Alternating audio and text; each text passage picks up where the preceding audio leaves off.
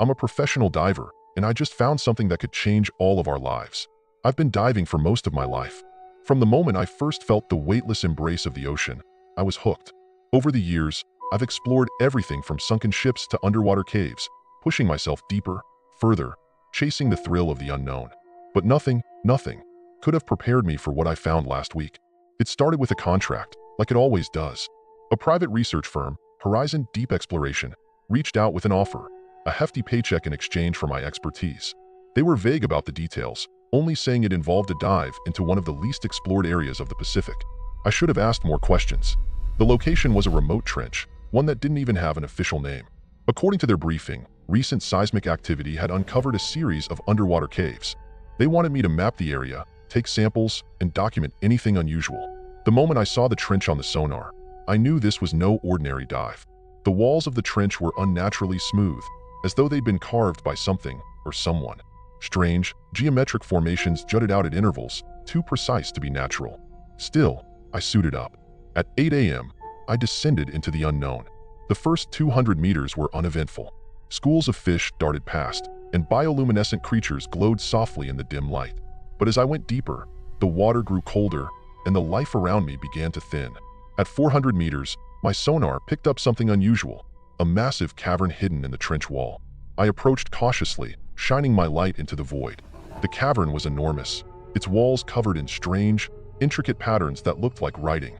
The symbols were unlike anything I'd ever seen, spiraling and intertwining in a way that seemed almost alive. My comm crackled. It was the research team. Anything to report? Yeah, I replied, my voice trembling. You might want to see this. They gave me the go-ahead to explore, warning me to proceed carefully. The cavern stretched deeper than I could have imagined, its walls glowing faintly with a bioluminescent green light. Then I saw it. At the center of the cavern was a structure, a massive, monolithic tower made of a dark, glassy material. It pulsed faintly, as though it had a heartbeat. Surrounding it were rows of statues, humanoid but wrong. Their proportions were off, their faces elongated, their eyes too large. I felt a chill run through me. This wasn't a natural formation. Someone, or something, had built this. I moved closer to the tower, shining my light on its surface. As I did, the symbols on the walls began to glow brighter, pulsing in sync with the tower. My suit's instruments went haywire, the temperature fluctuating wildly, and my comm filled with static. And then, I heard it, a low, resonant hum that seemed to vibrate through my very bones. The light on the tower intensified, and suddenly, a section of it slid open, revealing a dark passageway. Against every instinct screaming at me to turn back, I entered. The interior was vast, the walls covered in the same glowing symbols.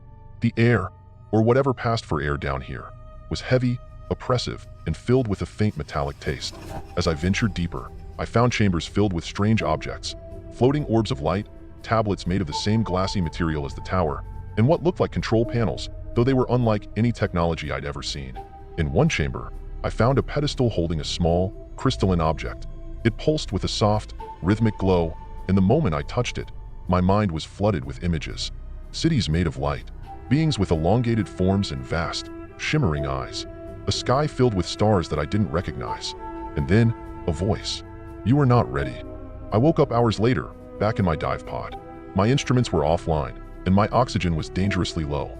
The research team was frantic when they pulled me back to the surface, demanding to know what happened. I tried to explain, but the words felt inadequate.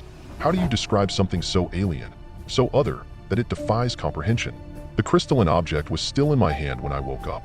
I hadn't meant to take it, but now I couldn't let it go. The research team wanted it, of course, but I refused. Something about it felt important, like it was meant for me. Since then, strange things have been happening. I've started dreaming of the beings I saw in the vision, walking through their cities, standing beneath their alien sky.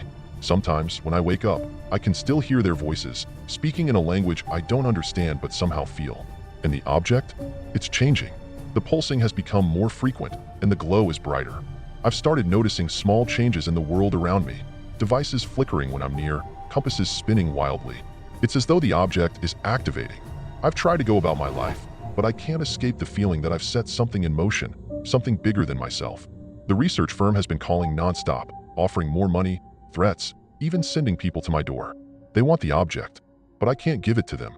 Not because I'm afraid of what they'll do with it, though I am, but because I'm afraid of what will happen if it falls into the wrong hands. Last night, The voice returned. The gate must remain closed. I don't know what gate they're talking about, but I have a sinking feeling that it's connected to the tower, the trench, and whatever ancient civilization left it behind.